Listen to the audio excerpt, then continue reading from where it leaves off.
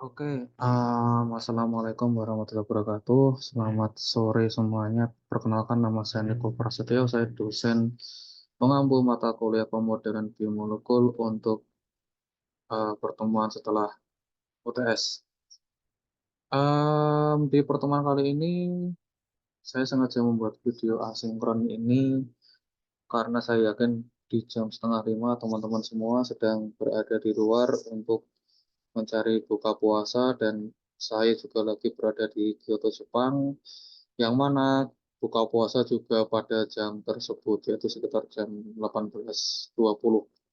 Jadi agar kuliah ini lebih efektif, nanti di pertemuan pertama ini akan kita record rekamannya, kemudian akan kita sharing ke teman-teman semua, sehingga teman-teman bisa menyimak dan mengerjakan tugas dan kuis setelah melihat video ini. Nah, apa yang akan kita bahas setelah UTS tentang pemodelan biomolekul yaitu adalah tentang metode simulasi untuk simulasi biomolekuler. Di mana di era sekarang banyak sekali orang melakukan riset mengenai simulasi dinamika molekular, terutama untuk sistem biomolekul, dan penting bagi kita untuk mengetahui apa sih sebenarnya simulasi dinamika molekular untuk biomolekul, sehingga kemudian ketika melakukan riset di bidang tersebut, maka kemudian kita tidak salah dalam memilih metode. Terus yang kedua adalah mengenai apa yang disebut dengan enhanced sampling, yaitu metode yang simulasi yang lebih advance untuk melakukan pencarian konformasi data. Jika kita bayangkan yang namanya protein, itu kan bisa seperti ini, bisa mau keluar seperti ini, atau bisa lurus mungkin seperti ini, yang mana setiap konformasi di protein itu memiliki tingkat energinya tersendiri, dan metode simulasi yang konvensional terkadang tidak bisa mengcover atau mencari semua konfirmasi yang mungkin selama proses simulasi itu berlangsung, sehingga kita membutuhkan metode yang lebih advance lagi yang dikenal dengan nama enhanced sampling. Terus yang ketiga, kita akan membahas mengenai medan gaya, force field, dan polarizable force fields. Apa itu force field dan polarizable force fields? Intinya itu adalah bagaimana kita bisa melakukan representasi antar partikel di dalam sistem kita. Jadi kalau kita ingat di mekanika klasik, sistem itu diibaratkan sebagai bola, kemudian dihubungkan dengan silatur harmonis, ya kan, di mana di sini nanti akan ada kontribusi dari ikatan, kontribusi dari non-kolombik, dan kontribusi dari interaksi kolombik. Nah, secara garis besar yang membedakan antara force field konvensional dan force field yang bisa terpolarisasi adalah bagaimana kemudian interaksi kolombik itu dia bisa berubah selama simulasi berlangsung. Terus berikutnya kita juga membahas mengenai free energy calculation atau bagaimana kita bisa mengukur atau menghitung nilai dari energi bebas Gibbs selama interaksi antara protein dan ligan itu terjadi. Terakhir, yang penting juga adalah trajektori analisis. Karena kalau kita melakukan running simulasi, yang kita lihat, yang kita dapatkan itu adalah data-data berupa pergerakan, yaitu berupa file posisi yang dikenal nama mungkin EGZ, file crew, dan seterusnya, dan file kecepatan.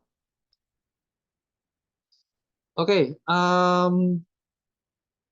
lecture dan reading materials, ya kita nggak pakai Google Classroom ya.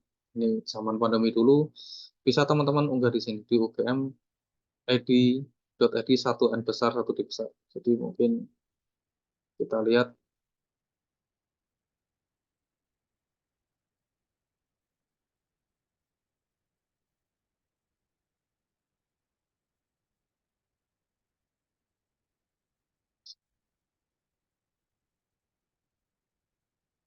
ini, di sini.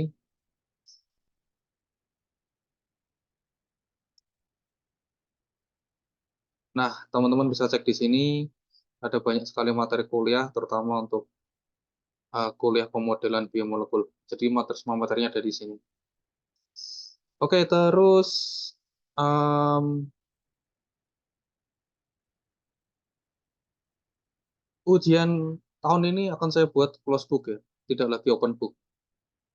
Close book, terus kemudian nanti akan ada paper tentang pemodelan biomolekul. Ya, papernya nggak terlalu susah, yang kemudian bisa teman-teman pelajari, kemudian dibawa ketika ujian. Jadi hanya boleh membawa, bukan bukan dibawa ketika ujian sih, yang mungkin nanti soalnya akan saya, papernya akan saya masukkan ke dalam soal ujian tersebut. Jadi teman-teman tidak perlu membawa paper tersebut, nanti cukup menjawab pertanyaan yang ada di paper tersebut tadi. Kemudian dikerjakan sendiri, dan kemudian referensinya, untuk referensinya ada banyak yang buku yang bisa teman-teman baca ya, mengenai buku simulasi molekular, paper saintifik, dan yang lainnya. Oke, ini referensi utama yang akan kita pakai di sini, yaitu Computer Simulation of Liquids, Understanding Molecular Simulations, dan berbagai macam buku yang lain, yang mana ini semuanya adalah buku mengenai simulasi dinamika molekular, seperti itu. Karena kita akan lebih berfokus ke simulasi MD-nya, kemudian ke aplikasinya di bidang biomolekul. Nah, kalau kita bicara mengenai pemodelan biomolekul ya, seperti yang kita telah ketahui ya, mungkin secara garis besar di Departemen Kimia, ketika kita melakukan pemodelan biomolekul akan ada dua metode yang dipakai, yaitu docking molekular yang mungkin sudah dibahas sebelum UTS, dan juga molecular dynamics atau dinamika molekular. Yang membedakan antara kedua metode tersebut apa? Salah satunya itu adalah di sini. Salah satunya adalah ketika kita melakukan docking, seperti ini. Kita menganggap protein itu dia diam, ya kan? Sementara ligan yang di sini dia akan berubah. Ya meskipun ada beberapa algoritma docking yang bisa membuat fleksibel semua protein ligan, tapi yang sering dipakai itu biasanya protein itu tangkap sebagai sesuatu yang rigid, dan ligannya itu yang berubah posisinya. Nah, padahal di sistem nyatanya, kalau kita bicara sistem nyata, protein itu kan dia nggak diem. Protein itu dia akan bersifat dinamis. Ligan juga sama, dia bersifat dinamis. Sehingga untuk mengakomodasi kedinamisan dari sistem tadi, maka kemudian kita membutuhkan metode yang juga bisa melihat pergerakan molekul. Nah, salah satunya adalah molekular dinamik atau dinamika molekular.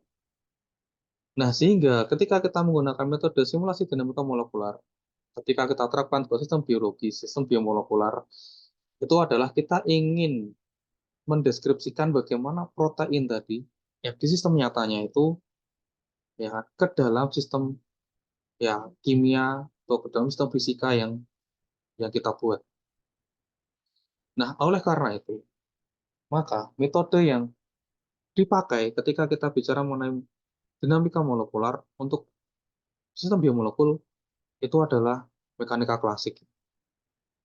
Karena sistem mekanika klasik itu paling cocok untuk digunakan ketika kita bicara mengenai kajian yang besar, ya, seperti protein, lemak, karbohidrat, polimer, dan seterusnya.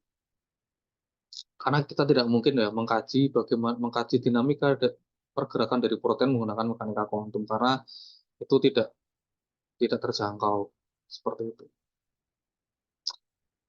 Tapi pada kenyataannya, pada perkembangan metode yang lebih lanjut, itu ada yang dikenal dengan nama sistem GMMM, yaitu hibrid antara mekanika kuantum dan mekanika molekular.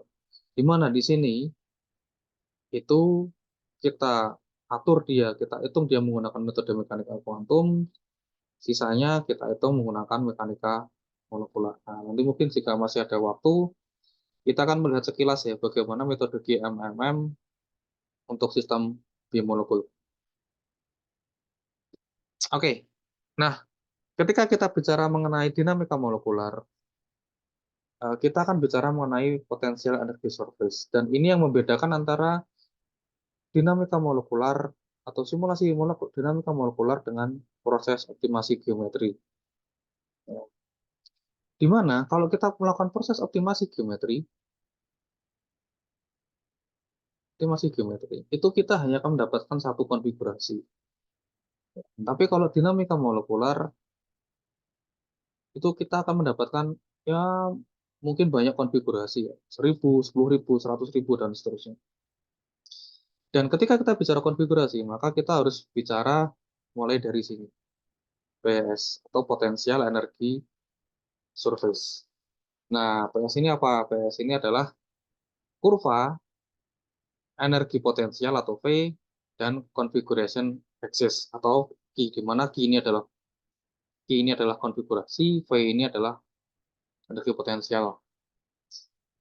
Nah, sistem asli yang ada di kenyataan itu adalah sistem di mana dia memiliki energi potensial yang paling minimum, atau sistem yang dia paling stabil. Misalkan dia contohnya adalah di sini atau mungkin dia di sini.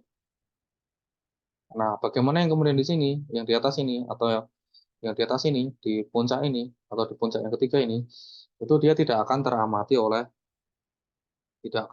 oleh eh, eksperimen. Nah, akhirnya dari sini kita tahu bahwa yang namanya potensial energi itu adalah fungsi dari koordinat atau fungsi dari Q. Atau di buku-buku itu sering dikenal fungsi sebagai vektor konfigurasi. Kita ambil contoh misalkan air. Kalau kita punya air itu ada 3 atom, ada 2 atom hidrogen dan 1 atom oksigen, ya kan? Maka air di situ, kalau kita gambarkan ke sistem 3 dimensi seperti ini, X, Y, dan Z. Nah, di sini Z, di sini X, di sini Y, di sini Z, di sini X, di sini Y, Z, X, dan Y.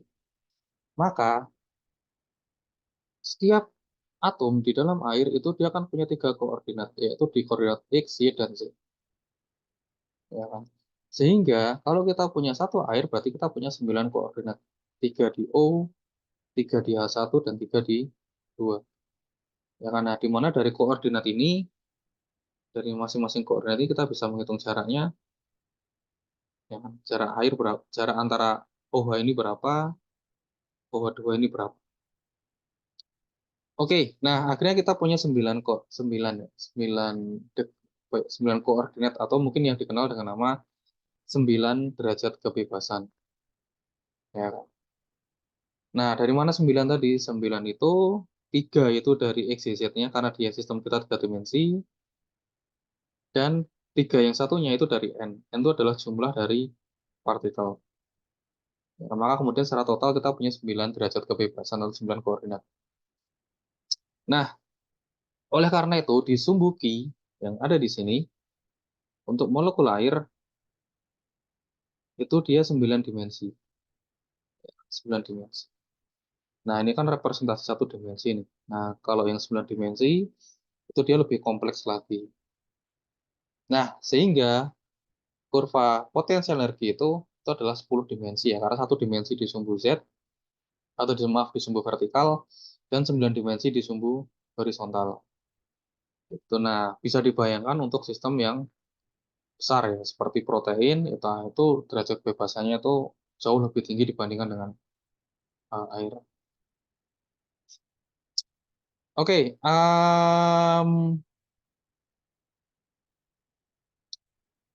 nah salah satu hal yang kita gunakan atau ketika kita melakukan simulasi dinamika molekular itu adalah kita melakukan apa ya istilahnya itu adalah prosedur minimisasi, ya kan, atau kalau di dalam bahasa program simulasi itu adalah minimizer. Nah, kenapa kita butuh minimizer? Seperti yang saya sampaikan di awal, bahwa sistem yang nyata itu sistem yang memiliki energi potensial yang paling rendah di sini, ya kan? Atau mungkin di sini. Sehingga jika sistem kita di atas ini, ya kan, maka ini bukan sistem yang teramati oleh eksperimen. Karena jika kita melakukan pemodelan dengan energi yang ada di sini, juga di atas ini, itu maka pemodelan kita itu menjadi useless ya, atau tidak ada gunanya. Kayak gitu. Nah, ini jadi catatan juga bagi teman-teman ketika suatu saat riset di bidang komputasi, bahwa tidak semua hasil komputasi itu nanti dia akan berkorelasi dengan eksperimen. Kayak gitu. Jadi hasil komputasi itu bisa salah, bisa salah. Nah, makanya ketika kita melakukan pemodelan, kita harus hati-hati. Kita harus memilih metode yang pas. Kita harus cross check dengan data eksperimen. Kita harus eh, memilih model kita tuh benar. Gitu. Oke, nah sebagai contoh, misalkan sistem kita di sini. Ya. Oh ya, satu lagi yang saya lupa, belum saya bilang. Yaitu kalau kita punya minima di sini, ini kan yang bawah, dia dikenal dengan nama lokal minima. Kalau ini yang paling bawah, maka dia dikenal dengan nama global minima. Em, oke, sekarang di sini. Misalkan kita di sini. Nah, sistem kita ada misalkan di sini. Padahal energi yang paling minimal itu kan di sini, di bawah ini kan. Ya enggak? Nah, bagaimana caranya agar kita bisa melakukan proses minimisasi? Ya kan? Maka ini kan ini dia harus diturunkan ya. Diturunkan, diturunkan, diturunkan, diturunkan, diturunkan sampai proses ya kita mendapatkan yang lokal minimum. Dan gitu. Nah, salah satu metode minimisasi yang dikenal itu yang dikenal dengan nama Steepest Descent. Nah, Steepest Descent itu bagaimana? Steepest Descent itu adalah dia akan menghitung gaya ya kan ke apa istilahnya? Menghitung gaya sampai ke energi yang paling minimal. Jadi maksudnya begini. Maksudnya adalah ini kan kita punya key. Key itu dia diubah. Kan dia diubah posisinya menjadi di sini. Kemudian kita hitung gayanya. Nah, di sini kan kita hitung gaya itu kan gradien daripada energi atau aturan pertama dari energi kan, energi potensial. Jadi kalau kita punya eh, minus dou V per dou V, itu dia akan sama dengan ini dihitung lagi, pindah lagi, potensial lagi, hitung derivatifnya lagi, dan seterusnya. Sampai ketemu nilai lokal minima. Ya, atau mungkin ya ketemu lokal minima. Kalau ketemu global minima, kita butuh metode yang lebih advance dibandingkan dengan steepest descent. Sehingga dari sini, yang bisa kita ketahui adalah key aksen atau perpindahan gaya, maaf, perpindahan posisi itu sama dengan posisi yang awal ditambah dengan alfa kalikan F, di mana F ini dia akan berkorelasi dengan delta Q atau perubahan posisi dari posisi awal ke posisi yang berikutnya. Nah, alfa itu menunjukkan apa? Alfa itu menunjukkan step step size atau berapa sih jarak, berapa jauh sih perbedaan dari posisi awal ke posisi akhir, dia ditentukan oleh nilai alfa ini. Nah, oleh karena itu, ya kan, em, metode simulasi itu tadi saya katakan itu berbeda dengan eh, geometri optimasi. Ya, nah di simulasi tadi, misalkan contohnya adalah seperti ini. Apa? Mungkin saya buat gambar yang seperti ini. Ya, seperti ini. Nah, katakanlah di sini energi di lokal minima. Ya, lokal minima. Di simulasi itu dia tidak hanya akan mendapatkan satu konfigurasi di sini. Ya, jadi kan tadi kan proses itu kan dia diminimasi tuh, pakai minimizer kan, pakai minimizer tuh, pakai stipes desain misalkan dari sini sampai ke bawah ini. Nah, dari sini itu nanti itu dia akan ada proses lagi yang dikenal dengan nama proses ekuilibrasi sistem, ya kan? Dia dikenal dengan nama proses ekuilibrasi sistem. Di proses ekuilibrasi sistem, ya kan? Itu dia akan mencari lagi em, konformasi yang lebih apa ya, yang istilahnya itu lebih stabil ya, lebih stabil. Jadi misalkan contohnya adalah kalau kita plot kurva potensial energinya, dia kayak gini. Set. jadi sini. Jadi proses tipes disentuh dia di awal ini, kemudian dari sini dia prosesnya ekvilibrasi, dan di sini setelah dia energi potensialnya itu stabil, maka kita bisa melakukan proses sampling. Sampling. Sampling data. Nah, apa yang disebut dengan sampling data? Sampling data itu adalah kita mengumpulkan konfigurasi yang akan kita analisis. Tadi kan kalau kita lihat di awal, ini kan ada trajektori analisis tuh di sini. Ya, ada trajektori analisis. Nah, ini apa trajektori itu apa? Trajektori itu adalah kumpulan data hasil simulasi yang kita lakukan ketika kita berada di proses sampling data. Jadi tidak semuanya itu ada analisis, tidak semuanya dianalisis. Yang dianalisis itu adalah proses yang sampling data kayak gini. Seperti itu. Oke, oleh karena itu, perbedaan mendasar antara simulasi dengan geometri optimasi, seperti saya sampaikan di awal, geometri optimasi itu hanya ada satu geometri. Ya, kalau kita punya satu geometri, berarti kita punya konfigurasi hanya satu. Kalau kita punya konfigurasi sama hanya satu, maka nilai entropinya sesuai hukum termodinamika yang ketiga, S sama dengan K ln W, di mana K ln 1 sama dengan 0, maka ketika entropi itu dia 0, suhunya itu adalah 0 Kelvin. Nah, MD itu berbeda, dinamika molekul itu berbeda. Dinamika molekul itu adalah kita pengen mengumpulkan semua konfigurasi dari si Q tadi, ya kan, Q tadi, yang itu dapat diakses atau dapat di apa ya, ya dapat diakses pada kondisi eksperimen yang tertentu. Sebagai contoh, misalkan kondisi eksperimennya itu adalah konstan, tekanan konstan atau di volume konstan. Nah, maka kemudian kita pengen mencari konfigurasi itu pada kondisi yang sama dengan kondisi di eksperimen, yaitu kondisi tekanan konstan dan kondisi atau mungkin kondisi volume konstan. Nah, oleh karena itu, konfigurasi yang kita kumpulkan pada kondisi tertentu di simulasi dinamika molekular itu dia dikenal dengan nama konfigurasi ensemble. Seperti itu. Nah, mungkin itu dulu pengantar untuk sistem pemodelan biomolekul pada pertemuan pertama kali ini. Um, Setelah ini akan kita lanjutkan dengan video contoh ya, video contoh.